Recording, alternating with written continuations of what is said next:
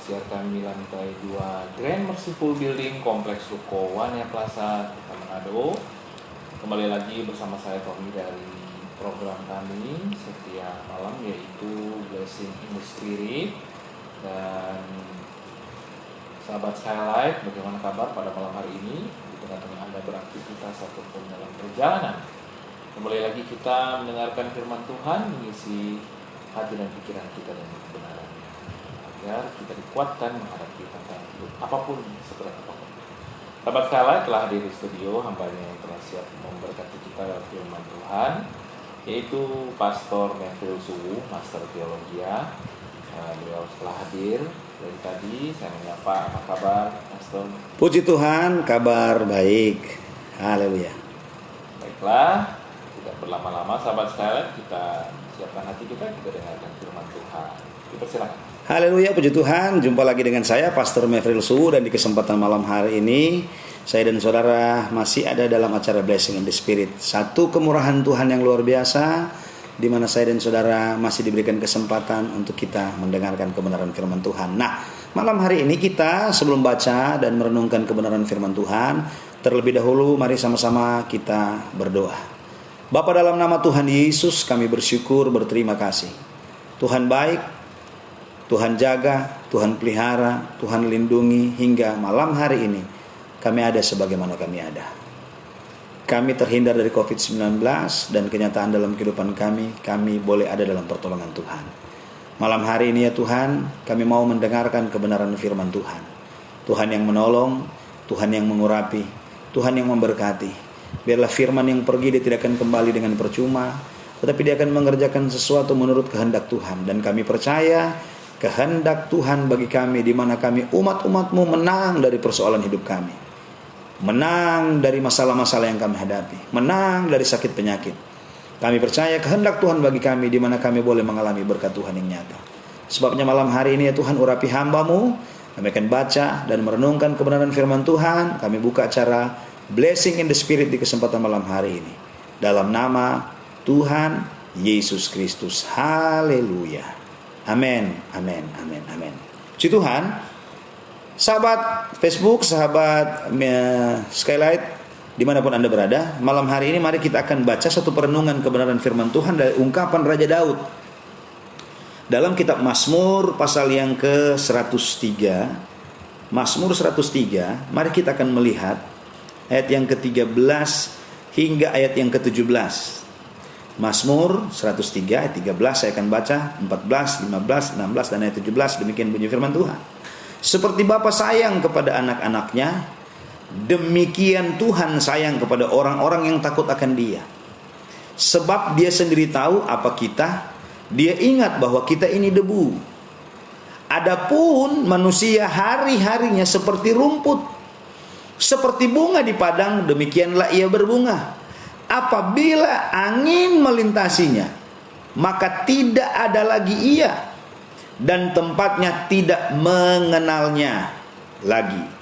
17. Tetapi kasih setia Tuhan dari selama-lamanya sampai selama-lamanya atas orang-orang yang takut akan Dia, dan keadilannya bagi anak cucu, bagi orang yang berpegang pada perjanjiannya dan yang ingat untuk melakukan titah-titahnya.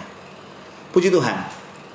Ada beberapa ayat yang saya dan saudara baca di kesempatan malam hari ini dalam kitab Mazmur pasal 103. Jika saya dan saudara melihat ayat yang pertama, ini adalah merupakan seorang ungkapan dari seorang Raja Daud yang pada posisi itu dia memuji Tuhan, mengagungkan Tuhan, dan mengatakan, menyebutkan, memberitahukan kepada kita bahwa dia memiliki Allah yang sayang seperti Bapa sayang kepada anak-anaknya. Dia memiliki Bapa yang perlakuan sayangnya sama seperti orang tua. Sebabnya dia memandingkan Allah bukan hanya sekedar Allah di tempat yang maha tinggi, tetapi Allah yang perangainya seperti Bapa yang sayang kepada anak. Dan dalam kenyataan bahwa dia memiliki Bapa yang sayang kepada anak-anaknya, karena dia mengetahui siapa saya dan saudara. Produk asal di saya dan saudara disebutkan dalam ayat yang ke-14, bahwa saya dan saudara dari debu tanah adanya. Apa maksudnya saudara? Daud ingin memberitahukan bahwa tidak ada yang kekal dalam kehidupan saya dan saudara sebagai manusia. Kenapa? Karena ketika saya dan saudara mengurut peristiwa kejadian pasal yang kedua, saya dan saudara terbuat dari debu tanah. Fakta inilah yang diungkapkan Daud supaya saya dan saudara mengenal siapa kita. Jangan terlalu bangga dengan keadaanmu hari-hari ini. Jangan terlalu jumawa ketika Anda dipercayakan berkat yang besar, jabatan yang besar, pangkat yang tinggi, keuangan yang banyak. Jangan terlalu jumawa. Daud dalam kapasitas dia sebagai seorang raja yang dekat dengan Allah memberitahukan fakta ini, bahwa kita memiliki Tuhan yang sangat menyayangi saya dan saudara seperti Bapa sayang anak. Kenapa? Karena dia tahu produk asali kita tanah yang terbatas adanya. Kalau saya dan saudara mengurut dalam peristiwa Alkitab kejadian pasal yang kedua, produk asali kita dari debu tanah. Diungkapkan kembali dalam Mazmur 103 bahwa kita, saya dan saudara, orang-orang yang di bawah kolong langit ini tidak ada yang terbuat dari besi, tidak ada yang terbuat dari emas, tidak ada yang terbuat dari berlian. Kita semua terbuat dari debu tanah, yang dalam penggunaan bahasa Ibrani menggunakan kata apar, adama atau eretz. Jika saya dan saudara melihat kenyataan ini, saya dan saudara hanya terbuat dari apar, kata firman Allah. Yang dikatakan bahwa itu adalah merupakan partikel-partikel kecil yang dikumpulkan Tuhan dan dihembuskan nafas hidup, nefes saya. Sebenarnya saya dan saudara hanya terbuat dari debu tanah. Tanpa nafas Tuhan bagi kita, tanpa nefes saya bagi kita, tanpa pneuma, kita nggak ada artinya apa-apa. Nah, ini yang perlu diberitahukan terlebih dahulu. Daud ingin menyadarkan bahwa saya dan saudara adalah orang-orang yang terbuat dari debu tanah, yang artinya terbatas adanya. Kita penuh kelemahan. Kekuatan kita penuh dengan keterbatasan. Ada waktunya dan lain sebagainya membatasi saya dan saudara. Tapi mari kita melihat, adapun manusia hari-harinya seperti rumput, seperti bunga di padang, demikianlah ia berbunga. Ayat 15. Ungkapan yang kedua kali diungkapkan dalam ayat ini, Daud ingin memberitahukan, nggak ada yang istimewa bagi kita. Nggak ada yang istimewa. Karena pertama, dia menyentil, memberitahukan bahwa fakta bahwa saya dan saudara tanah adanya. Yang kedua, dia katakan hari-hari kita seperti rumput yang segera lisut ketika kena angin, bunganya hancur, terbang di bawah angin, setelah kena matahari lisut. Kenapa? Keterbatasan kita diungkapkan Daud dalam hal ini. Sehingga firman Allah katakan, apabila angin melintasinya maka tidak ada lagi ia, dan tempatnya tidak mengenalnya lagi. Ini faktanya. Saya dan saudara manusia penuh dengan kelemahan. Apa yang menjadi kelebihan saya dan saudara sebagai manusia? Ketika dalam pembentukan manusia dalam kitab Kejadian pasal 2, Tuhan menyebutkan dia menghembuskan nefes saya. Pertama, kalau saya dan saudara melihat fakta ini, dia hanya segumpal tanah liat saja. Tapi segumpal tanah liat ini yang berbentuk manusia tidak ada artinya apa-apa ketika nefes saya tidak dihembuskan. Yang menjadi saya dan saudara berharga ketika ada bagian Tuhan yang diberikan kepada kita. Nah, dari ayat-ayat ini Daud ingin memberitahukan sebenarnya kita terbatas, hanya debu tanah adanya, seperti rumput adanya hari-hari hidup kita. Sekarang kelihatan, besok sudah tidak ada lagi. Bahkan Alkitab katakan dalam ayat yang ke-16, tidak dikenal oleh tempatnya asal. Mungkin keadaan ini kita alami hari-hari ini. Mungkin keadaan ini ada di sekeliling saya dan saudara. Kemarin kita lihat dia masih sehat-sehat, tapi besoknya kita sudah dengar rib, sudah pergi. Fakta ini yang membuat hari-hari ini ada banyak sekali yang gelisah. Hari-hari ini ada banyak sekali yang mulai gundah dan gulana, kekhawatiran melanda dan lain-lain sebagainya. Kenapa? COVID-19, varian baru, seperti itu keadaannya. Begitu banyak yang pergi. Ketika dilihat minggu lalu masih sehat-sehat, sekarang sudah pergi. Kita terbatas adanya. Bukan masalah bagaimana kita mati, yang menjadi persoalan bagaimana atau kemana kita pergi. Kalau bagaimana kita mati itu biasa, tetapi kalau kemana kita pergi itu yang perlu dipertanyakan hari-hari ini. Debu-debu tanah yang Tuhan bela, yang Tuhan sayang, katanya seperti Bapa sayang anaknya, terjadi bagi kita. Persoalan hari-hari ini nggak perlu kita takut bagaimana cara kita mati. Tapi yang penting di sini adalah kemana kita pergi. Nah, yuk kita melihat kembali ke Alkitab dalam Mazmur pasal 103 ini. Yang menarik perhatian saya malam hari ini dalam ayat yang ke-17. Tetapi kasih setia Tuhan dari selama-lamanya sampai selama-lamanya atas orang-orang yang takut akan Dia, dan keadilannya bagi anak cucu. Ayat 17 memberitahukan bahwa kasih setia Tuhan selama-lamanya. Sayang Tuhan selama-lamanya bagi kita. Tidak terbatas kepada waktu. Hanya 2 bulan, 3 bulan, 4 bulan, dan lain-lain sebagainya.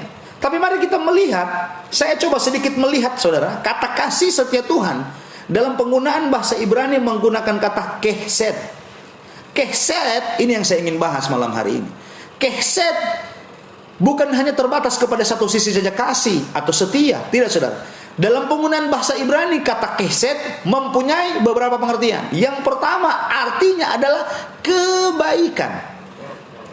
Firman Allah ingin memberitahukan kepada kita, mendorong kepada kita lewat Mazmur pasal 103 ini, memberitahukan kepada kita bahwa kebaikan Tuhan selama-lamanya bagi saya dan saudara. Kebaikan Tuhan itu tidak ada waktunya yang membatasi. Karena kata selama-lamanya dalam penggunaan bahasa Ibrani menggunakan kata olaun. Olaun artinya kekal.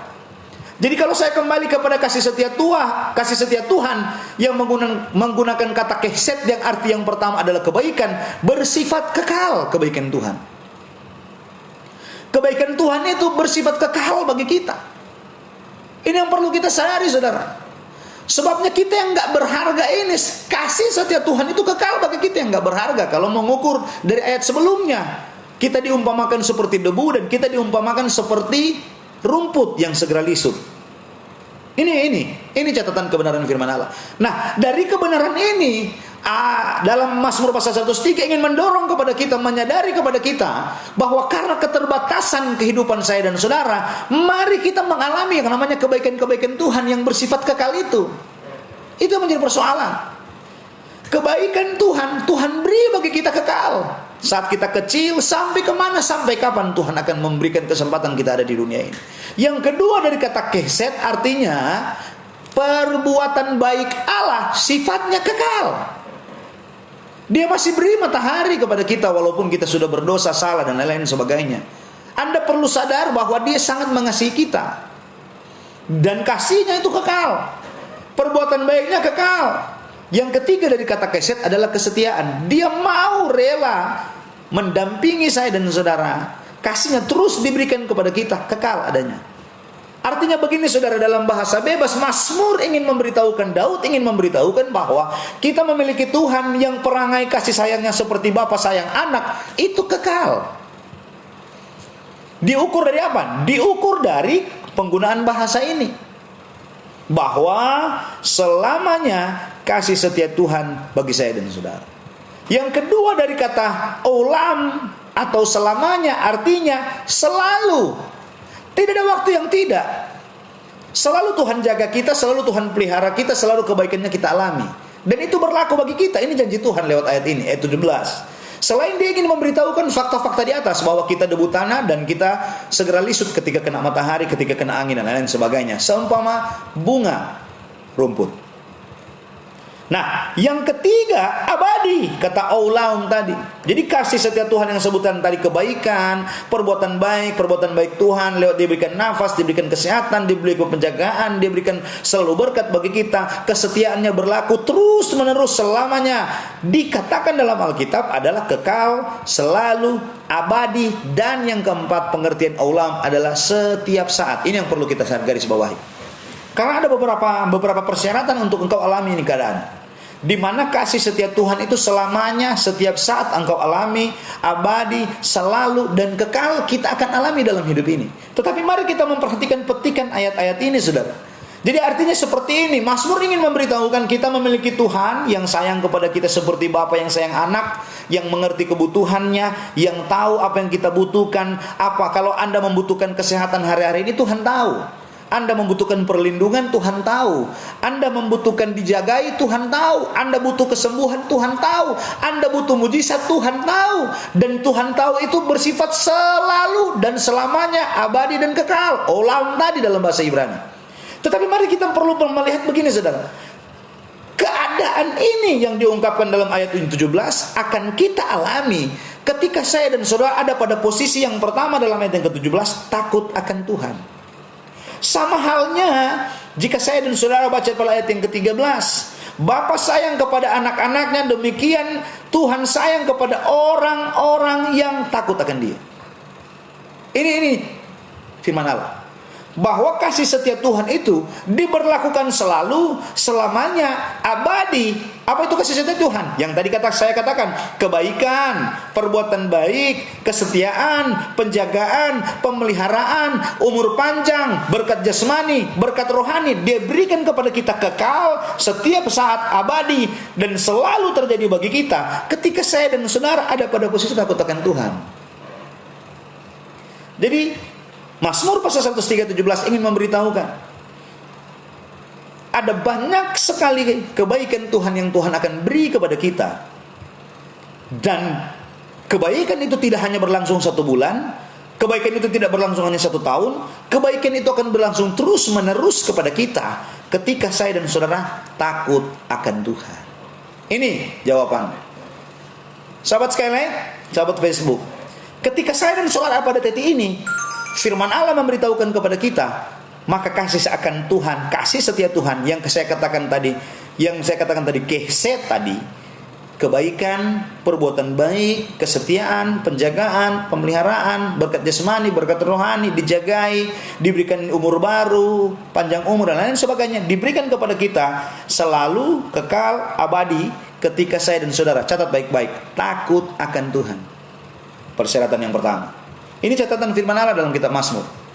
Daud ingin memberitahukan bahwa kasih-Nya itu selamanya bagi kita. Tetapi kasih yang selamanya itu akan diberlakukan kepada kita ketika saya dan saudara ada pada posisi takut akan Tuhan. Kalau Anda nggak takut akan Tuhan, minta maaf, engkau tidak akan pernah mengalami keadaan ini. Tapi kalau Anda takut akan Tuhan, maka keset tadi engkau akan alami. Apa itu? Perbuatan baik. Apa itu kebaikan Allah? Apa itu kesetiaan Allah? Apa itu penjagaan Tuhan? Apa itu pemeliharaan Tuhan? Yang menjadi persoalan hari-hari ini, apakah Anda takut Tuhan apa enggak? Nah sekarang menjadi pertanyaan, apa dong pendeta? Apa dong arti dari takut akan Tuhan? Secara literal mari kita melihat sedikit dalam kitab Amsal pasal 8 ayat yang ke-13. Amsal pasal 8 ayat yang ke-13 sedikit menjelaskan tentang takut akan Tuhan secara literal, maksud saya. Dalam penggunaan ini, mari saya akan baca Amsal 8 ayat 13, katanya seperti ini firman Allah.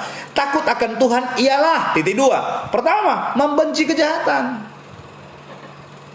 Jadi kasih setia Tuhan, keset tadi, kebaikan Tuhan, penjagaan, pemeliharaan, kesetiaan Tuhan berlaku atas kita ketika saya dan saudara membenci kejahatan.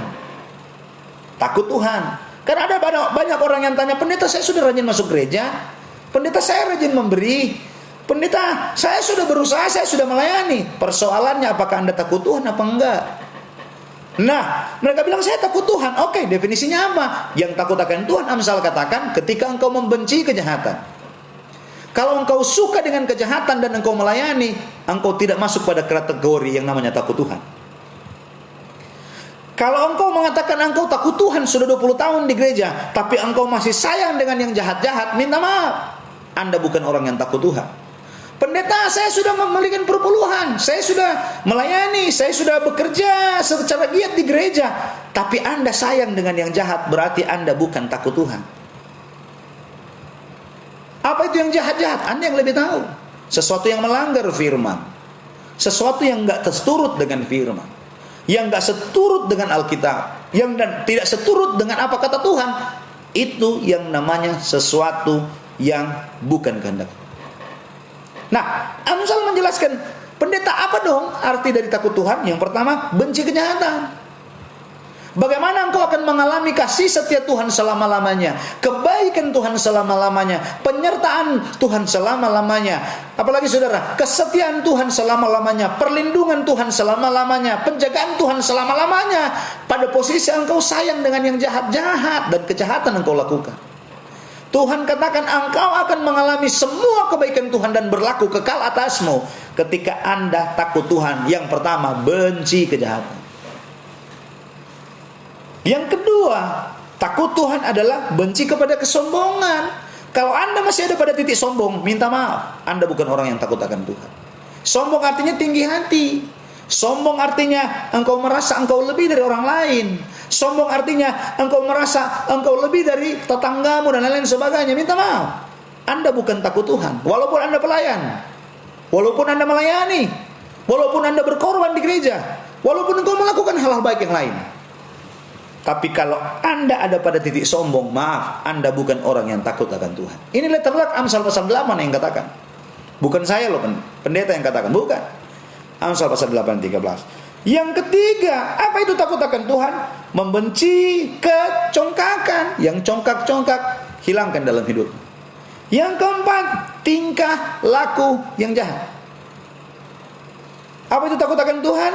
Takut akan Tuhan adalah ketika Anda membenci tingkah laku yang jahat, kelakuan jahat. Ini letterlock, saudara. Yang kelima, membenci mulut tipu muslihat.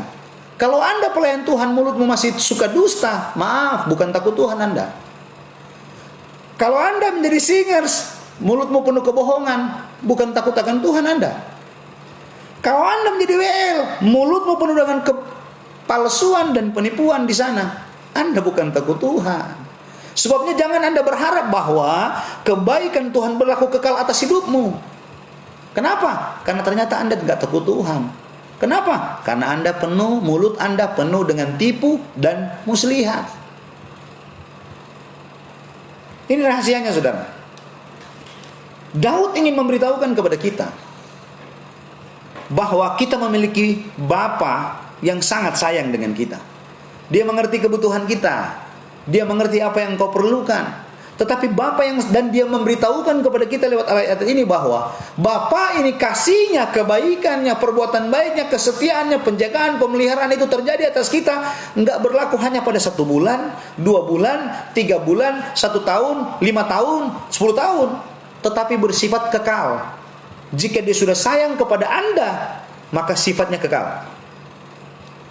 Jika dia sudah merasa bahwa Anda perlu mendapatkan kebaikan, itu sifatnya kekal. Tetapi yang mengalami kekekalan kebaikan Allah, itu orang yang takut akan Tuhan. Dan takut akan Tuhan ini, firman Allah katakan, adalah ketika saya dan saudara pada titik yang namanya Amsal pasal 8 ayat yang ke-13.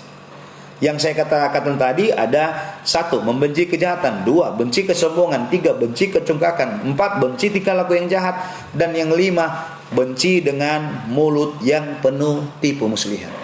Kalau Anda masih tipu sana, tipu sini, tipu belakang, tipu muka, tipu samping, minta maaf, saudara. Biarpun Anda masuk gereja, Anda setia, Anda melayani, Anda bukan kategori takut akan Tuhan. Loh, pendeta saya sudah 20 tahun loh di gereja. Enggak peduli engkau 20 tahun, 30 tahun, 40 tahun di gereja. Kalau Anda ada pada Amsal pasal 8 ayat 13, Anda bukan orang yang takut Tuhan.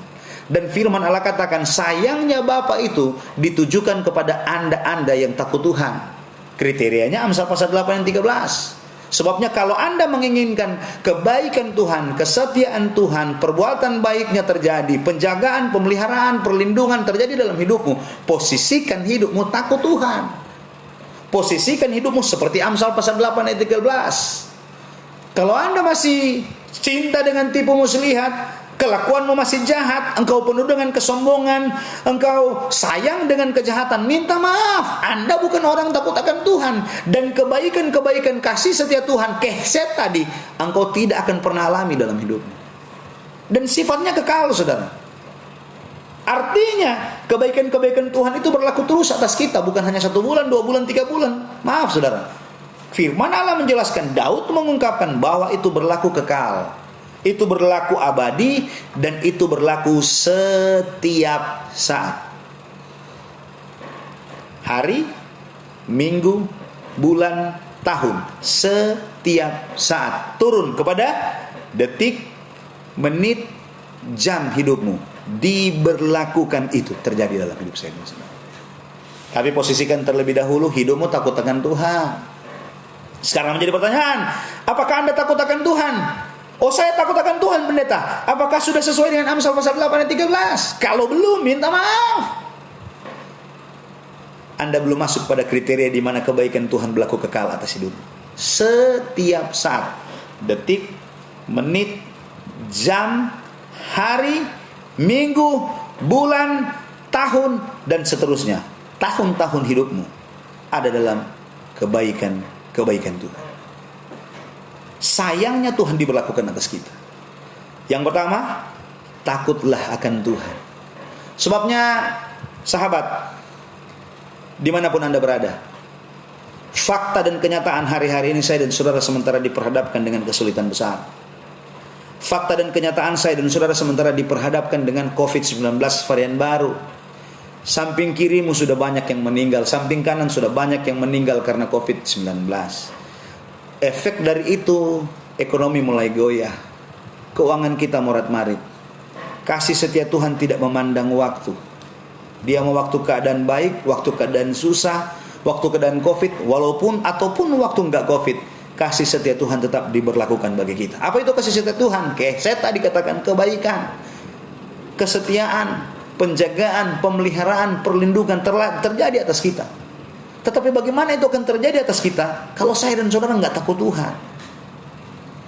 Kalau saya dan saudara mulutnya masih penuh dengan tipu.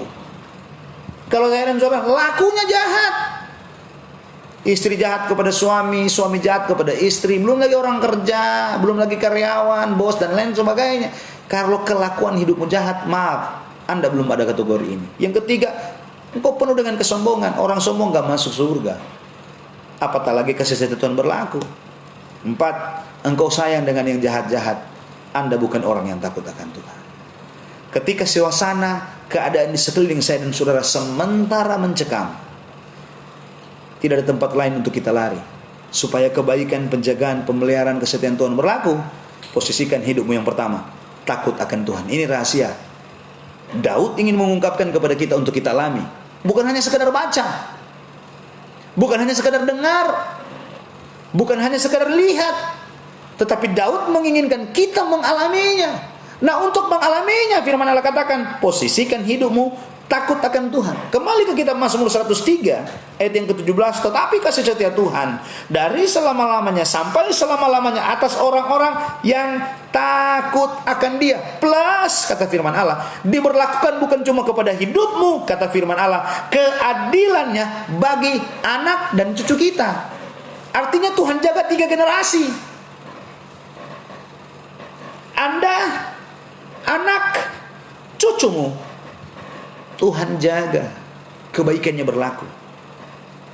3 generasi Tuhan jaga, kesetiaannya 3 generasi, keset itu 3 generasi terjadi bagi kita.